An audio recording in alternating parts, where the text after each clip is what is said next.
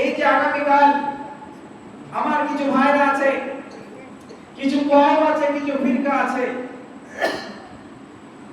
তারা এই ইয়াউমে আশুরাকে বিভিন্ন রকম গুনাহের মধ্যে তারা লিপ্ত হয়, বিভিন্ন রকম গুনাহের কাজের মধ্যে তারা গ্রেফতার হয়। এই আশুরাকে কেন্দ্র করে তারা বহু শরিয়াত বিরোধী তারা কাজ করে, এমনকি শিরক পর্যন্ত করে। তারা জানে না, তাদেরকে যদি বলা হয় যে তোমরা যে কাজগুলো করছো এগুলো শরিয়াত এবং কোরআন হাদিস থেকে কোন রকমের প্রমাণ নেই, এগুলো ভিত্তিহীন, তারা তখন অন্যান্য দালাইল দেয়, রেফারেন্স দেয়। কিন্তু তারা জানে না আশুরা কাকে বলে, যে বিষয়গুলো নিয়ে তারা আলাপ আলোচনা করে, তাজিয়া কাকে বলে, মাতম কাকে বলে। যদি তাদেরকে জিজ্ঞাসা করা হয় এর প্রতিষ্ঠা কবে থেকে শুরু হয়েছে, এই আমাদের ভারতবর্ষ কবে থেকে শুরু হয়েছে, তাদেরকে যদি জিজ্ঞাসা করা হয় তারা বলতে পারবে না। তারা হায় হোসেন করে, কিন্তু হোসেনের যে নাম, হোসেন আসল নাম না, তার নাম যে হুসাইন সেটাও তারা জানে না। কিন্তু তারা আগামীকাল ইয়া হোসেন করবে, বুকে মারবে, তারা নিজেদের শরীরে ক্ষতবিক্ষত করবে। আল্লাহ রাসূল সাল্লাল্লাহু আলাইহি ওয়াসাল্লাম বলেছেন লাআনাতুল্লাহ, আল্লাহ রাব্বুল আলামিনের কসম ওই ব্যক্তির উপরে যারা তারা নিজেদের শরীরের উপরে ক্ষতবিক্ষত করে। এই সমস্ত ব্যক্তি যারা শরীয়তের সাথে কোনো সম্পর্ক নেই, হাসান হুসাইনের মহব্বতে তারা শরীর পালন করে, হুসাইন যে নেতৃত্ব দেওয়ার কারণে, হুসাইন যে দ্বীন প্রতিষ্ঠা করার কারণে যে শহীদ হয়েছে, সেদিকে তারা কিন্তু খেয়াল রাখে না। ওরা তাজিয়া বার করবে, মাতম বার করবে, আর গোনা করবে, শিরকের কাজ করবে, এদিকে তাদের খেয়াল আছে। হযরত হুসাইন রাদিয়াল্লাহু তাআলা আনহু যেদিন কারবালার ময়দানে যাবে, যাওয়ার আগে আল্লাহ রাসূল সাল্লাল্লাহু আলাইহি ওয়াসাল্লামের স্বপ্ন যুগে দেখেছেন যে আল্লাহ রাসূল অর্থাৎ তার নানা হুসাইনের নানাজি স্বপ্নের মাধ্যমে দেখাচ্ছে হুসাইন জান্নাত থেকে দেখাচ্ছে ইসলামের ঝান্ডা নিয়ে, জান্নাতের মধ্যে জান্নাতের ঝান্ডা নিয়ে ঘোরে। আল্লাহ রাসূল সাল্লাল্লাহু আলাইহি ওয়াসাল্লাম হুসাইনকে স্বপ্নের মাধ্যমে দেখাচ্ছে, হুসাইন আমি তোমার জন্য ওয়েটিং করছি, আমি তোমার জন্য অপেক্ষা করছি, তুমি চলে এসো। আগামী কাল আশুরা রোজা রাখবে, কিন্তু রোজা রাখার পরে ইফতারি কিন্তু আমার সাথে করবে। কে বলেছে? আল্লাহ রাসূল বলেছেন হাসানকে, হুসাইনকে।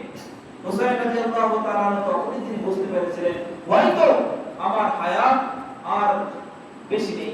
যে আল্লাহ রাসূল আমার নানাজিকে আমি স্বপ্নের মাধ্যমে দেখেছি, সে জান্নাতের ভিতরে জান্নাতের পতাকা হাতে নিয়ে আমাকে বলছে হুসাইন আমি তোমার জন্য অপেক্ষা করছি, আগামী কাল আছে আশুরা, এই আশুরা রোজা রাখো আর রাতে ইফতার কিন্তু তুমি আমার সাথে জান্নাতে করবে।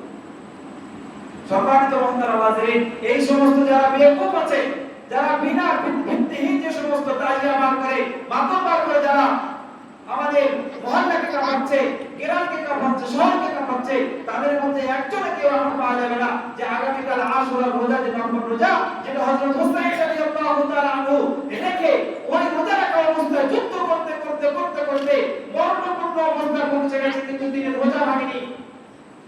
তাদের মধ্যে যদি দেখা যায় নারী পুরুষের কোনো ভেদাভেদ নেই, একে অপরের সঙ্গে গায়ের সঙ্গে গা মিলিয়ে, কাপড়ের সঙ্গে কাপড় মিলিয়ে তারা চলাফেরা করছে। কিন্তু হুসাইনের মহব্বতে হুসাইন যে সমস্ত কাজ প্রতিষ্ঠা করে গেছে তার একটাও তাদের মধ্যে পাওয়া যায়।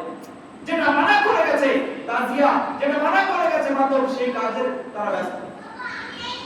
সম্মানিত মুহতারাম হাজিরিন, হযরত হুসাইন রাদিয়াল্লাহু তাআলা আনহু বোনের সঙ্গে বলছে আমার প্রিয়তম বোন, আমি স্বপ্নের মাধ্যমে আল্লাহ রাসূলকে এমন বলতে শুনেছি, হয়তো আজকে আমার শেষ দিন।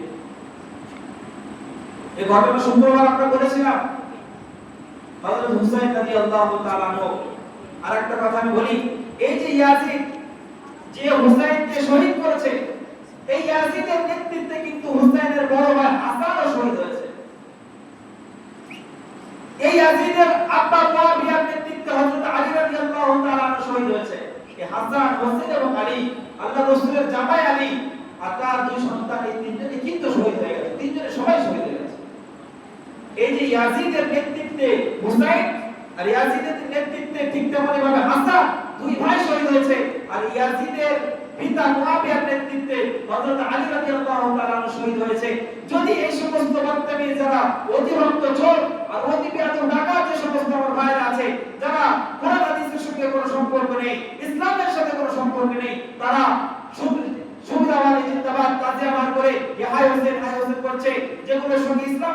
সম্পর্ক নেই, দিনের কোনো সম্পর্ক নেই। এই সমস্ত ভাইরা যদি এরা হুসাইনের শোক পালন করে তাজিয়া বার করে, তাহলে হাসানের শোক পালন করে তো নিজেদের হাসানকে শহীদ করা হয়েছে কি করে? তার খাওয়ার সঙ্গে বিষ মাখিয়ে দেওয়া হয়েছে হাসানের। কে বলেছিল? ওই ইয়াজিদ।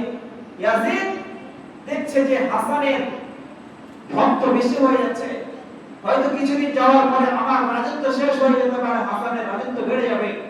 যার কারণে এই ইয়াজিদ হাসানের হযরত হাসান রাদিয়াল্লাহু তাআলার বিবি জুদা বিন আসআস, তার বিবি হযরত হাসানের বিবি, তার বিবির সঙ্গে আলোচনা করেছে। কে? ইয়াজিদ আলোচনা করেছে যে দেখো, আমি তোমার অনেক মাল ধন দৌলত উপঢৌকন দেব, আমার সন্তান টুকটুকি সন্তান ইয়াদ, তার নাম, ইয়াদের সঙ্গে তোমাকে বিয়ে দেব, তবে শর্ত হচ্ছে খাওয়ার সাথে খানার সাথে বিষ মাখিয়ে হাসানকে দিতে হবে। কাকে? তার স্বামীকে। স্বামী দেওয়া হচ্ছে। এই ইয়াজিদ হযরত হাসান রাদিয়াল্লাহু তাআলা আনহুর স্ত্রীকে কবজা করে অনেক টাকা অনেক ধন দৌলতের লোভ দেখিয়ে এই ইয়াজিদ হযরত হাসান রাদিয়াল্লাহু তাআলা আনহুকে খানার সাথে বিষ মাখিয়ে শহীদ করেছে। এই ইয়াজিদের পিতা মুয়াবিয়া, সে আলী রাদিয়াল্লাহু তাআলা আনহু তারই কওমের লোক। আলী রাদিয়াল্লাহু তাআলা আনহু ফজরের নামাজ, ইশারের নামাজ পড়ছে, রুকু থেকে সিজদায় যাবে, এমন অবস্থায় আব্দুর রহমান ইবনে মাজলুম যে খারিজি, ওই মুয়াবিয়ারই লোক, সে এসে একটা বড় তরবারি নিয়ে মাথায় আঘাত করেছে হযরত আলী রাদিয়াল্লাহু তাআলা আনহু। সঙ্গে সঙ্গে আলী রাদিয়াল্লাহু তাআলা আনহু লুটিয়ে পড়েছে। তার কয়েকদিন পরে আলী রাদিয়াল্লাহু তাআলা আনহু সেই তীরের আঘাতে, সেই তরবারির আঘাতে দুনিয়া থেকে বিদায় নিয়ে চলে গেছে। এই সমস্ত যে যারা হুসাইনের শোক পালন করে, শোক বার্ষিকী পালন করে, তাজিয়া বার করে, মাতম বার করে, তাদের তো দরকার ছিল হাসান যেভাবে খানার সাথে বিষ মেখে মাখিয়ে খেয়ে শহীদ হয়ে গেছে, তাহলে হাসান তারাই খানার সাথে বিষ মেখে খান না। সুবিধাবাদী জিন্দাবাদ। হাসানের আব্বা আলী, যার নেকির পাল্লা আলীর পাল্লা যদি একদিকে রাখা হয়, আর হাসান এবং হুসাইনের পাল্লা যদি আরেকদিকে রাখা হয়, আলীর পাল্লা অনেক উঁচুতে থাকবে, অনেক উঁচুতে। হাসান হোসেন তাদের নেকি যদি এক জায়গায় করা হয়, আর আলী একমাত্র যে খলিফাতুল মুসলিমিন, তার নেকি যদি রাখা হয়, তার অনেক বেশি নেকি হয়ে যাবে। সে আলী, তার আলীকে ফলো করে, যেহেতু আলীর মাথায় আঘাত করা হয়েছিল, তাকে ফলো করে বার্ষিক পালন করো না, করবে না, করবে হুসাইনের যেটা সুবিধা আছে, যেটা শিরকি আছে, যার মধ্যে বিভিন্ন রকমের শরীয়তের সঙ্গে সম্পর্ক নেই, সেই রকম কাজ তারা করবে।